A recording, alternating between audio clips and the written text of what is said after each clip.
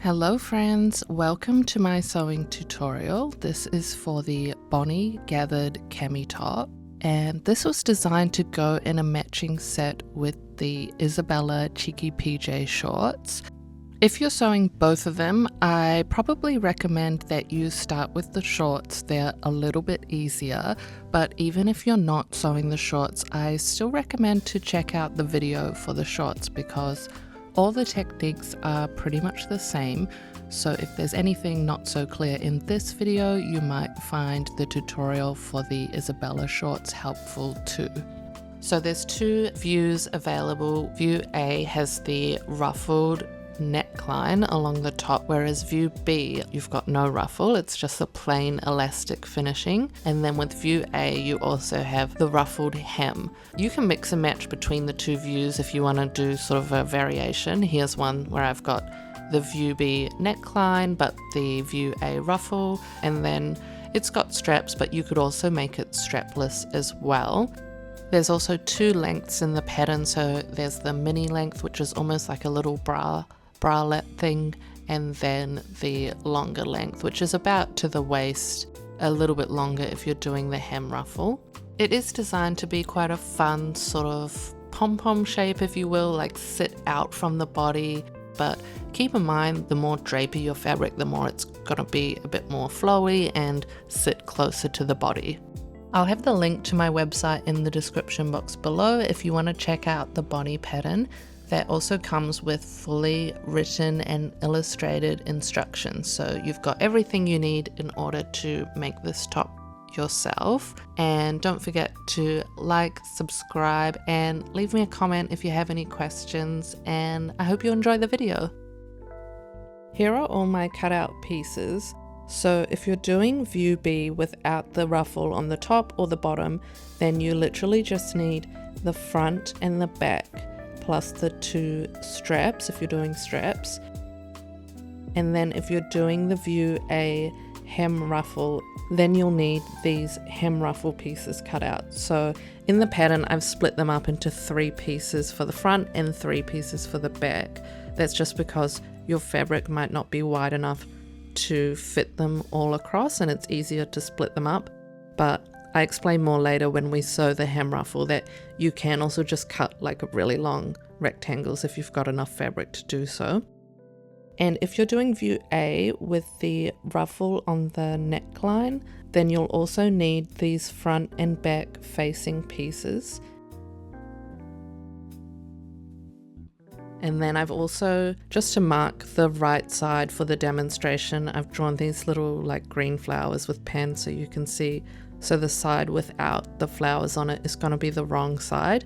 Just remember that if you're using fabric where there's no obvious right side or outside of the fabric, so for example when you use a print there's usually a more vibrant side which is your right side. If you don't have that, your fabric is a solid and both sides look the same. Using some chalk or tape, just mark one side of every piece that you've cut out as your wrong side. That way when you're sewing you know which side to sew on, because a lot of the instructions are going to be saying sew these pieces wrong sides together, sew these pieces right sides together. So just make sure you do that before you start sewing so you don't get confused. Another thing I'll mention is that when you cut out these pattern pieces on the fold, you really want to prepare your fabric well first and then iron your fold line so that when you line these pieces up to the center, they're on a really nice 90-degree angle. And this is especially important for these smaller facing pieces, because if you don't line up the center on a 90-degree angle, you can end up where you open up the piece and it's not a straight line across the top, if that makes sense. If you think you might struggle with that, what you could do is actually cut them out on the full. So you could draw around half and then flip the pattern piece over and draw around the other half to make sure you get that nice straight line across the top. Finally, I've got some 1 centimeter wide elastic for the neckline that goes around the neckline, and also 2 safety pins, and that's to help me with threading the elastic through the channel. That's everything you need to begin, so let's start sewing now. First of all, I'm going to take the back piece and line it up with my front piece wrong sides together along the side seams here and do a 6mm seam, and we want the 12mm notch to match, and then see how it doesn't match past that. That's because they're coming in at 2 different angles. Doesn't matter, so keep it flush along the top at the notch, and then you just sew your 6mm seam lined up against the edge. So I'm doing a back tack in the beginning and end of my seam and just sewing down in a straight line.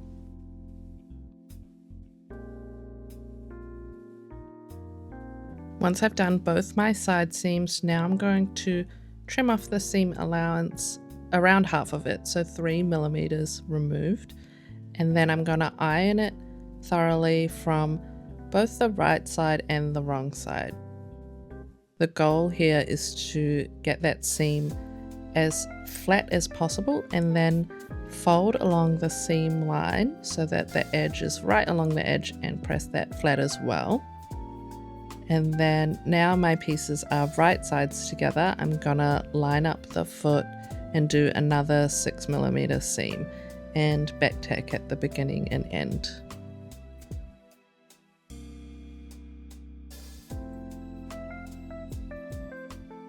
Then I'm going to iron the side seams in the direction of the back piece, so that's the smaller piece. Next I'm going to be showing the rolled hem for view B, so that's the hem without the ruffle. If you're doing the ruffle, you can skip ahead, the timestamps will be in the description. So for the rolled hem, I've got the top wrong side facing out, and it's your choice whether you want to do it 1 centimeter, 6mm, 3mm, anything you like. So I'm gonna do mine at 1 centimeter, so I'm just measuring 1 centimeter and then ironing all the way around. After that, I'm gonna fold it up again and iron it in on itself so all the raw edges are enclosed. So it's a double roll of 1 centimeter, and then I'm gonna start my sewing at a side seam and go in a big loop. I do like to open up just underneath here and snip the side seam and flip it the other way. Sometimes I press that in place too. It definitely helps to get rid of the bulk. So I'm starting my sewing here and then using my magnet to keep at an equal distance and just sewing along the edge, and then I'm gonna back tack once I reach back to the beginning, sort of overlapping at the end. Here's what the finished rolled hem looks like. So I'm just gonna trim away the little frizzies that are poking out, and next I'm going to demonstrate how to do the ruffled hem for view A. So if you've done the rolled hem for view B instead, you can skip ahead to whichever neckline step that you're going to be doing.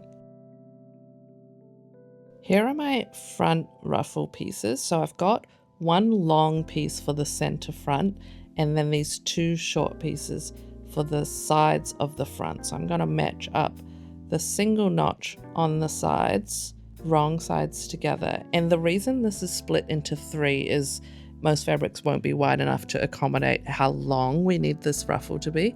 But if you've got wide fabric, you can just cut 1 long front piece and 1 long back piece. That's the same measurement. Anyway, doing the same for the back here. So I'm matching those double notches for the back, wrong sides together. And then we're going to sew a 6mm seam, same as we did before with the side seam. So back tack at the beginning and end and just a straight 6mm seam. After that, same as we did before, so trimming off half the seam allowance down to about 3mm, iron the seam allowance from both sides, and then fold the piece right sides together and iron the edge crisp. Now I'm just doing that final 6mm seam right sides together, and once I've done my front and back joins there, I'm gonna iron those seam allowances facing outwards.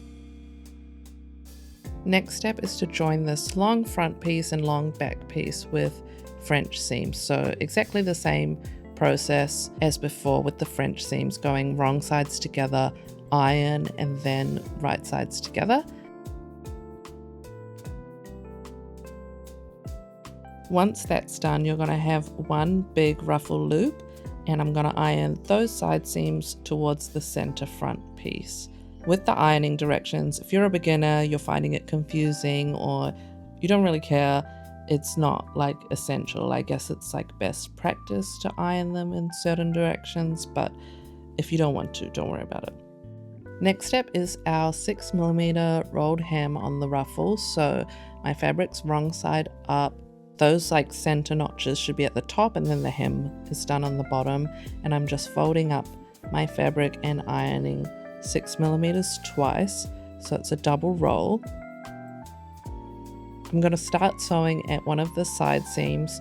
As I like to do, I just like to snip the seam allowance underneath and flip it the other way, starting with no back tack, and I'm just going to sew in one big loop and then back tack over once I get back to the beginning.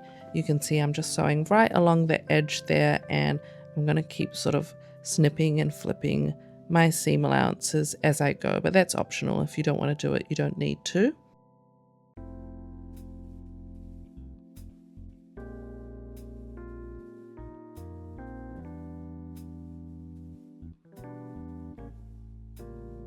I'll be trimming all these threads before moving on. After that, the next step is to gather this big ruffle loop to match the hem of my top. So those double notches match to the bottom of the top. The side seams are the ones in between the two short pieces. So to make sure I don't get mixed up and match the wrong seam allowance, I'm going to take a pin or do a piece of chalk. I think a pin is a little bit better, and just mark those side seams that's in between those two short pieces so that once it's all gathered up, I don't get confused. Here are the double notches that match the double notches on the back, and there's a single notch that matches the center front hem. I'm going to do my 2 rows of basting stitches 6mm apart from the edge, from side seam to side seam. So that's on the longest stitch length on the machine. So this is what it looks like once I've done one side, from side seam to side seam. If you want a more in-depth tutorial on how to do this gathering, it's in the Isabella cheeky PJ shorts video. So link in the description if you want to check out the video for that. But once I've done those 2 rows of stitches, then I'm pulling on the threads here and gathering them to match the measurement of the hem. You can see here I'm lining up the back piece with my back of my top and just gathering it to be the same measurement as I go. So the notches on the ruffle should match the notches on the hem of the top, and then the side seams of the ruffle should match the side seams of the top. If you find this difficult, like making the loop match to the measurement of the top, another way you can do it, if you don't mind about wasting extra fabric, is cut really long strips, like way longer than you need. Gather them however much sort of ruffle you want, and then cut those strips and sew them into a loop. Does that make sense? That's just another way you could do it if you want to. Once I've finished gathering my ruffles, I'm just tying little knots to keep the ruffle in place. Now I'm going to gather the front side of the ruffle. For that, I'm going to do the elastic method that I prefer, and that is also in my video for the Bella shorts. So link in the description if you want to check out that method as well. But I've got my ruffle loop matched up the same measurement all the way around as my hem, and so my hem is that side with the center notches, not the side with the strap notches. So you can see I'm matching up that single notch to the front, and then the side seams, which I marked with pins to the side. Just make sure you don't have it all twisted around, and we're going to match it up wrong sides together, just like we did with the other French seams.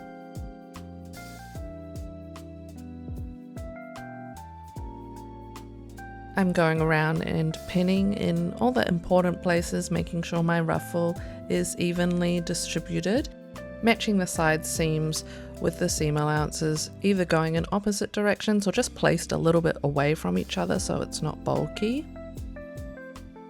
Now I'm going to sew the ruffle on with a 1.5 centimeter seam allowance, wrong sides together, and remember to turn your stitch length back to your normal length if you did the basting stitch before. I really take my time when I'm sewing this one. As you can see, I adjust the ruffles a little bit as I sew and try to get them evenly distributed, and also just trying to keep those raw edges of the ruffle in the top as flush as possible.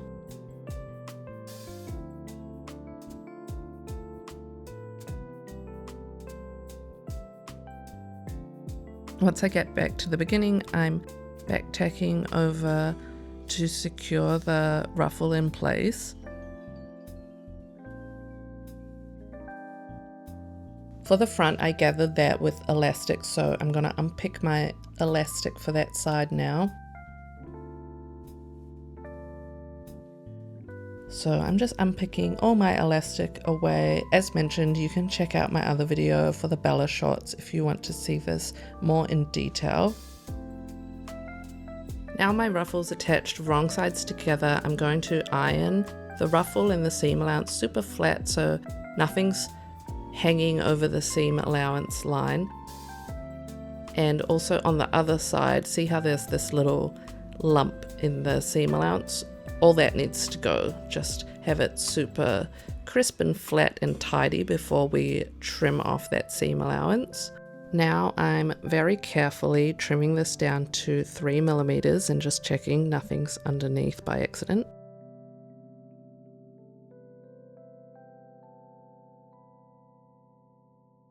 After all the seam allowance is trimmed down to 3 millimeters, it's time to iron the seam allowance just like we did with the other French seams. So press the ruffle all flat open first and then flip it to right sides together, finger press it along the fold line and try to get that fold line as neatly pressed along the edge as possible. Once my ruffle seam allowance is pressed all the way around, I'm going to sew that 6 millimeter stitch to finish off my French seam.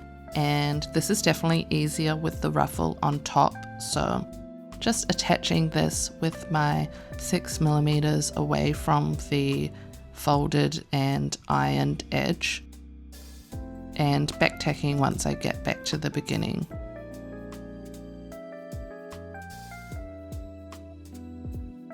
I'm going to do a little optional stitch along the seam allowance of the ruffle on top. So I'm going to iron my seam allowance facing up, but if you don't want to do the stitching, you can press the seam allowance facing down if you prefer. You can see I'm kind of opening out that seam allowance as much as possible without stretching it. Before I do my top stitching, I'm going to trim away all the hairs that have come through. So starting at a side seam, going all the way around as per usual while catching that seam allowance underneath. I'm sewing right against the edge, so you can see the inside of my foot is lined up against the folded edge. It's maybe like 1 or 2 millimeters away from the edge, and I'm just gently separating but not stretching that seam allowance, and then back tack over once I get back to the beginning. Next up is sewing the neckline channel for view B. So if you're doing the neckline for view A, you can skip ahead in the video. For the view B neckline, I'm going to start with ironing the neckline of my top down 6 millimeters towards the wrong side. Once I've ironed it all the way around, then I'm just sewing a straight stitch to keep that 6 millimeters held in place. So I've got my 6 millimeters ironed and stitched down all the way around. Now I need to mark my elastic channel, which is going to be 1.6 centimeters wide. Usually to do that, I'll double the measurement I need, so 3.2 centimeters, and mark that with chalk so that when I fold it up, I'm getting a 1.6 centimeter wide channel. And then I'm just ironing all the way around. As you keep sewing this channel, it's important to keep track of where those strap notches are. So here you can see I'm just finding those notches and making sure to mark them on the other side because they're going to get lost once I sew the next part. Next I'm going to mark my channel hole at the top of the side seam. So I normally do around 4 or 5 centimeters going over where the side seam is. And then I'm going to start sewing, leaving that hole open and edge stitch all the way around at the bottom edge of that facing. I'm going to begin and end with a back tack, starting at that point that I marked with chalk, and you can see I've got the inside edge of my foot lined up right against the folded edge without falling off, so sewing right along the edge. And when you go over those curvy bits, you might just need to use your fingers or some pins to ease that curve a little bit. You can see here there's a little bit of extra fabric because it's a curve, so I'm just using my fingers to try to get that sewn down flat without creasing it. So I've sewn all the way around, and then once I get back to that point of chalk that I marked for the hole, I'll do my back tack, and then it'll be time to thread the elastic through. Next I'm going to show you how to do the neckline for view A, so that's with the extra ruffle on top and the facing. So if you've just done the neckline for view B, you can skip ahead in the video to where I'm threading the elastic through the channel. I've got my front and back facing pieces, so I'm just going to mark my notches in clearly. That's the top of my facing, and then we're going to sew them right sides together, this time with a 6mm seam. And we've got the thing where we're coming in at 2 different angles, so you want to match it at the 6mm point along the top, and it's not going to match past that seam. So you'll see here, once I go to put the facing under the sewing machine, I've just got it matching at the notch there, and I'm doing my 6mm right sides together with a back tack at the beginning and end.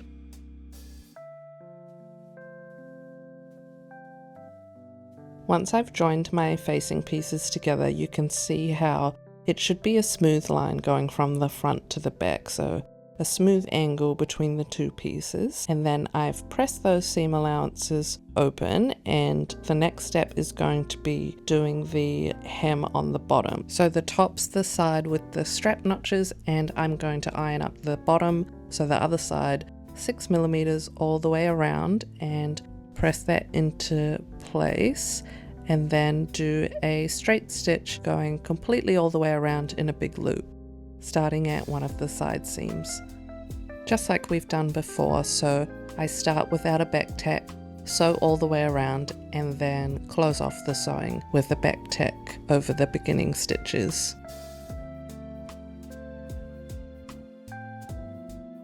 The next step is to attach the facing to the neckline.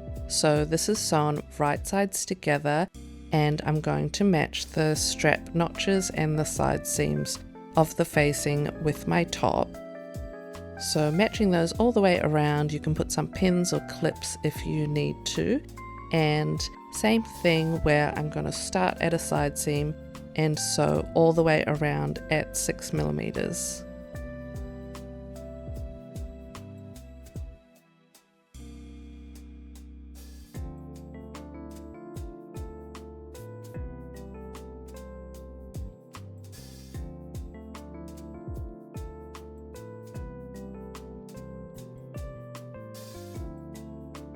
Once my facing's attached, I'm going to do the understitching. So I've got the seam allowance underneath pressed to the right, and I'm just sewing with the inside edge of my foot against that folded edge, catching the seam allowance underneath. Again, this is in one big loop, so I've started at a side seam, no back tack in the beginning, and then back tack over the beginning stitches.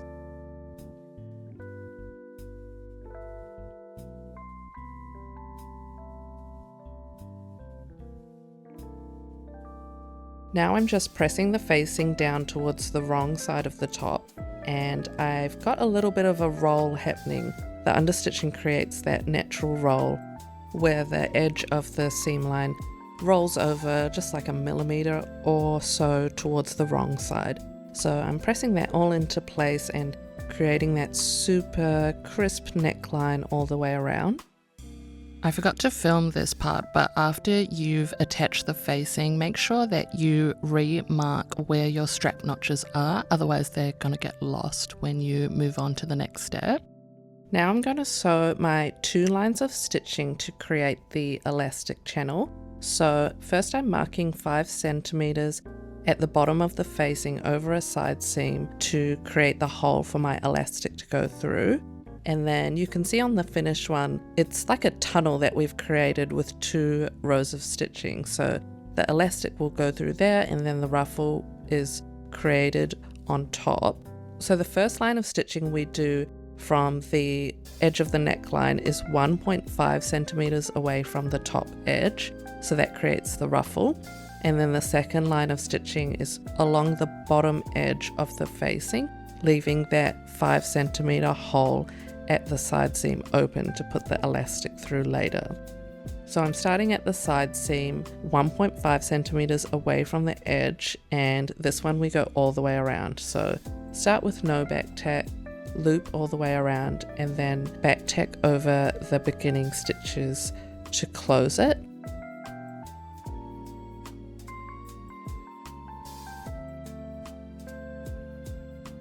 After that, I'm going to sew as close to the bottom of the facing edge as I can get without falling off the edge, obviously, and starting at my chalk mark that I left to make room for the hole, and just edge stitch all the way around, back tacking at the beginning and end.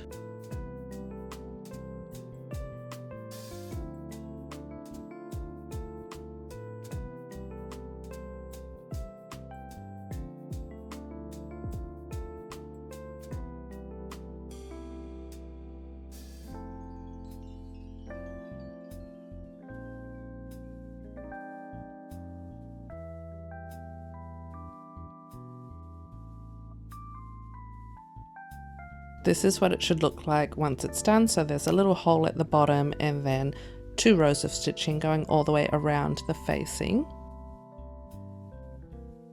Now it's time to thread the elastic through the channel. So this is the same whether you've done view A or view B. The process is the same for threading the elastic through.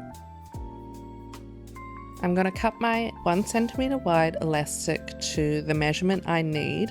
There's some recommended elastic measurements, but just put this around over your bust where you want the top to sit and check that it's comfortable, because your elastic might be more stretchy or less stretchy.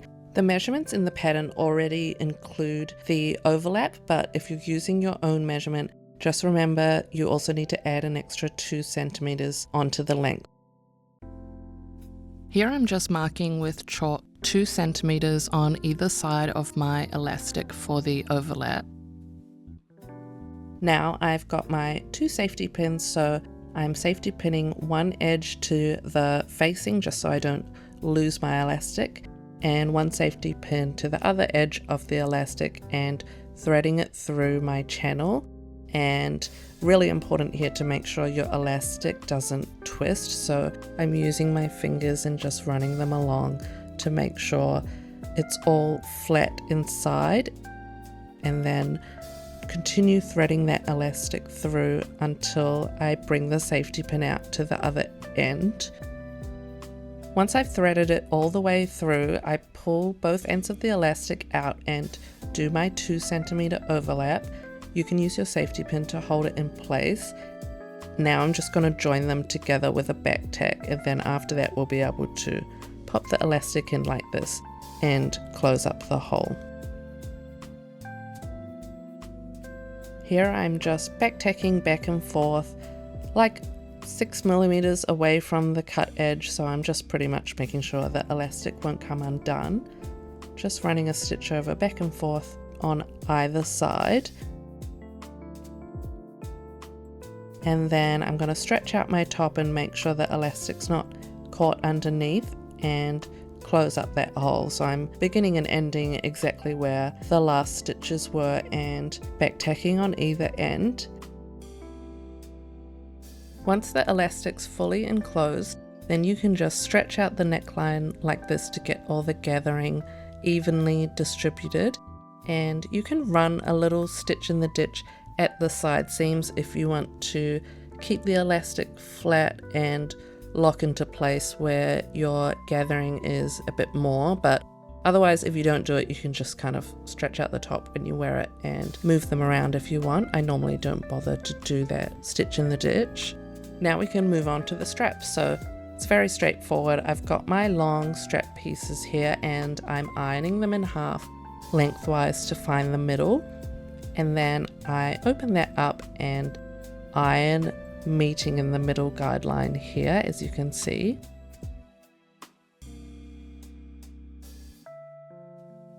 Finally, I just iron it in half one more time to create the strap. So pressing that all down nice and straight. Next, I'm going to do an edge stitch along the folded edge all the way down to close up the strap. So I've got the inside edge of my foot lined up right against that folded edge, doing my best not to fall off the edge here and just sew in one big straight line. Here's the finished sewing, and now I'm going to pin the straps to my top and check the fit of my straps. So I'm lining up my strap with those strap notches that I marked with chalk before, and because I'm trying to sew this top without any raw edges, I'm going to leave 4 centimeters extra on each end of the strap so I have room for it to roll under. And I'm pinning it right along the stitching line of my elastic channel, because it's nice when you sew the straps if you can try to hide the sewing in a previous line of stitching. Here you go, so this is my 4 centimeters hanging off the edge. Obviously you don't need to put the straps where the notches are, they're good for a guide, but if you try it on and you want to move them around, feel free. So I'll pin them with the 4 centimeters hanging off first, and then I'll try it on because they're cut a little bit longer than needed, and just recut them to the length I need, remembering to make sure all the raw ends have that extra 4 centimeters hanging off. So I always find it easier to pin them at the back, and then you can kind of move the straps at the front. Does that make sense? Now I'm just attaching the strap with a back tack over the previous line of stitching, and I'm going to stretch out the top under the machine so it's not all ruffled up, and also just making sure that I'm not sewing over the elastic itself. This is where we have that extra fabric hanging off, so I'm just rolling that in on itself twice so that there's no raw edges poking out, and stitch over that, doing a little edge stitch again, trying to sew over my previous line of stitching. Here's the strap once it's finished, and you can see from the outside the stitching's going over my previous stitching, which keeps it nice and hidden. After that, I'm going to give the top one final iron and press, and here's the finished top. So I hope you enjoyed the video and learnt something new today. Feel free to leave a comment if you have any questions at all. Otherwise, thanks for watching. Bye!